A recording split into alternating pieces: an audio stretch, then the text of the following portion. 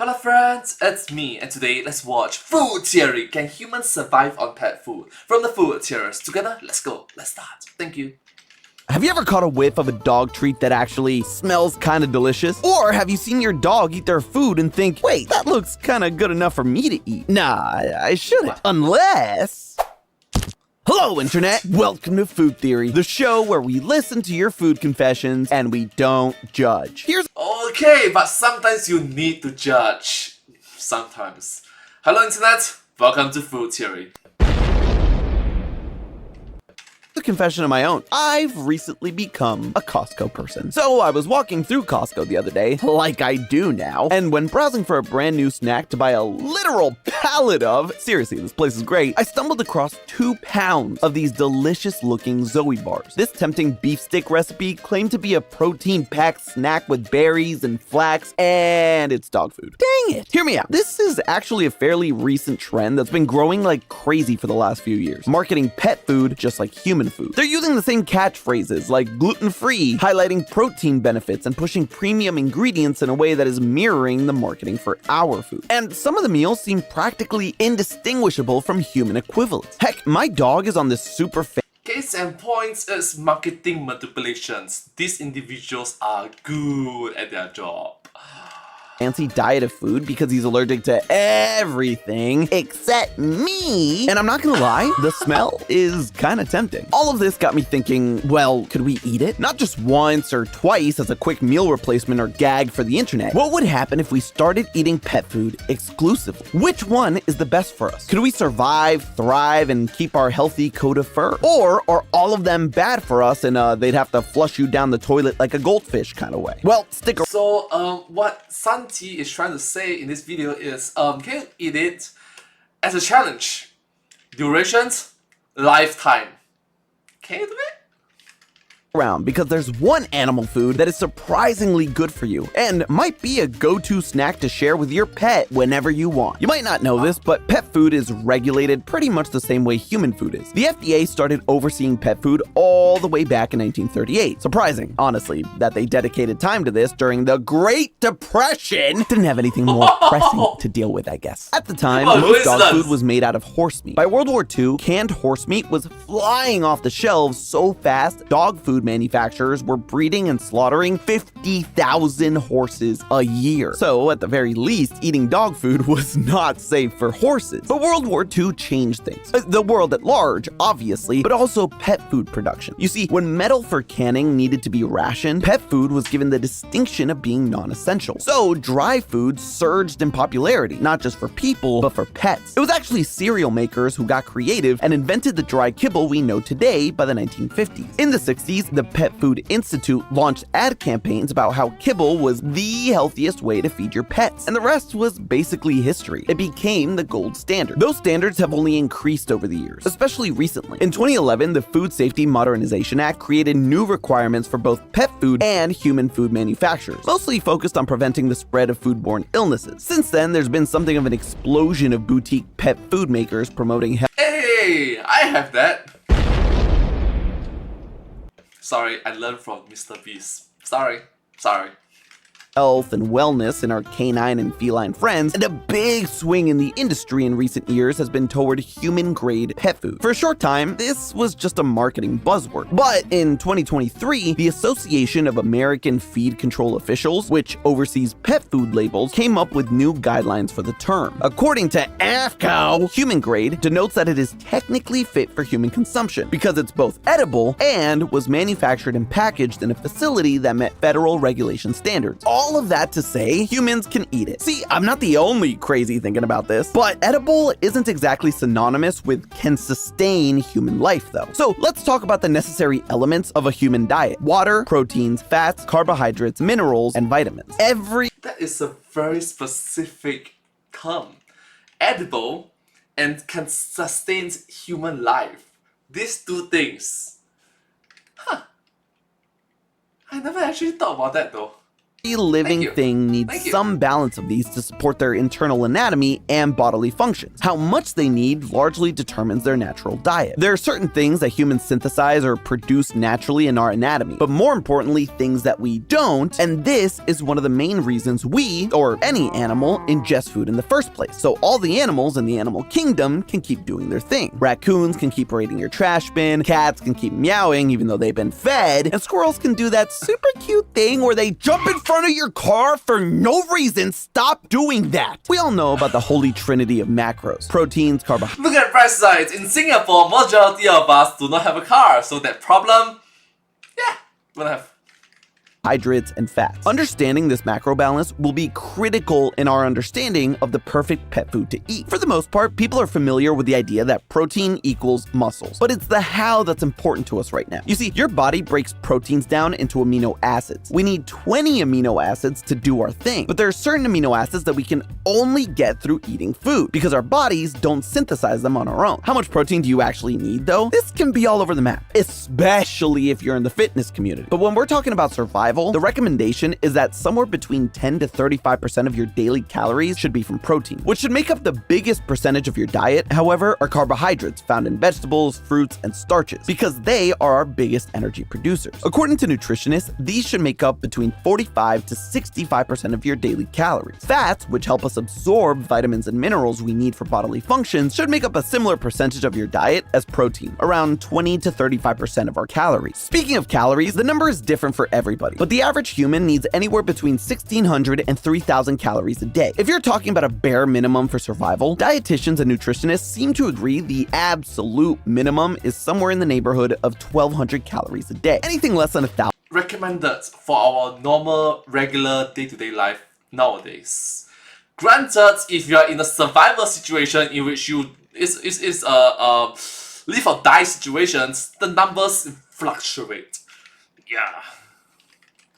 will apparently produce the same physiological effects as starvation. That's when you'll start to see all sorts of negative side effects, like fatigue, depression, hair loss, excessive weight loss, poor sleep, and a weakened immune system. So, yeah, don't do that. Now that we have a baseline for human macros and caloric needs, let's get back to the burning question. Which pet foods could we consume? Well, the thing is, there were actually some surprises when we took a look at several common pets. There are a couple that won't be so good for you, like really not good for you in a you're gonna get cancer type of way. First up, it will kill you one. Fish food is gonna be a giant no-no. Seriously. For starters, fish need a wildly different balance of vitamins and minerals than we do, which is gonna make for all kinds of preservatives we aren't meant to be eating. Most notably, sodium nitrite, which has been linked to causing cancer in excessive amounts of humans. On top of that, fish food isn't produced with the same safety guidelines, so fish products could have a higher likelihood of dangerous bacteria for humans. So if you don't want diet from fish food in your obituary, or your obituary in general, maybe steer clear of this one. If you are feeling fishy though, guess what has a lot of fish in it typically? Cat food. Because there's a ridiculously wide array out there, we'll hit the generic stuff first. What most people think of when they think of common, affordable cat food with potentially questionable ingredients. Anyway, Meow Mix. A cup of Meow Mix Original Choice dry food clocks in at 310 calories, meaning you'd need at least 4 cups of it per day to meet your body's most basic requirements. That comes with a macro breakdown of about 31% protein and 11% fat. It's also shockingly high in carbs. Not great for your cat, but actually ideal for us in the 35 to 50% range. Most big brand dry cat foods are going to be made up of similar components. Just like with human food, most of the contenders out there copy the leading brand. Purina's dry food, for instance, was similar but with small adjustments to the ratios and maybe different vitamin boosts. Now, at first glance, this actually seems like a decent start, but there's a big difference between us and cats that may be the killer here. Cats are obligate carnivores, meaning they can't synthesize amino acids and proteins from plants in the same way that herbivores or omnivores like us can. But it also means they can synthesize vitamin C in their livers, so they don't need any of that in their diet. In fact, any more can be dangerous. We do, unless we want to get scurvy. Another key cat and human diet difference, their bodies don't naturally produce the important amino acid taurine, so they need to ingest it in the form of animal protein, and they don't need as many carbs. They also require 2 to 3 times more protein than omnivores. That means means cat diet macros should be somewhere around 50% protein and only a tiny bit of carbs. Unfortunately, this means we can rule out another animal people have taken a liking to: ferrets. In a bit of a twist, yeah, at least for me, since I couldn't begin to tell you where ferrets are from or what kind of food they eat, ferrets are quite a bit like cats in terms of diet. Like cats, these adorable little hunters are obligate carnivores, so high-quality cat or kitten food is sometimes considered a substitute for ferrets to eat in the short term. I can't tell if this makes them more cute or more creepy. Regardless, chowing down exclusively on cat or ferret food, whether it's dry or wet, would eventually kill you. With fish, cats, and ferrets out of the way, it's time to take a look at man's best friend, dogs. The big generic dry dog food brands fall a little more closely in line with human diets. Both Purina and IAM's brand kibbles check out with our dietary ratios. These brands also have around 350 to 400 calories per cup. So like cat food, you're gonna have to eat multiple cups of it per day just to keep the engine going, which really isn't too big of a deal. On a 2,400 calorie a day diet, that's like 2 cups for breakfast, lunch, and dinner. Flavor notwithstanding. Those golden macro similarities between dogs and humans shouldn't be too much of a surprise. Dogs, like humans, are omnivores, meaning they can synthesize the things they need nutritionally from both plant and animal matter. Dogs need more protein and amino acids than we do, mostly to support those shiny fur coats. Percentage-wise, their macros look surprisingly like ours, in a similar zone across protein, carbs, and fat. However, that doesn't mean that dog diets and human diets are exactly alike per se. There are some critical differences, which brings us to our other nutrient categories: vitamins and minerals. Vitamins and minerals fall in their own special categories, since they aren't food groupings, but rather are found in food. There are 13 essential vitamins we need for our bodies to function well. They're divided into As human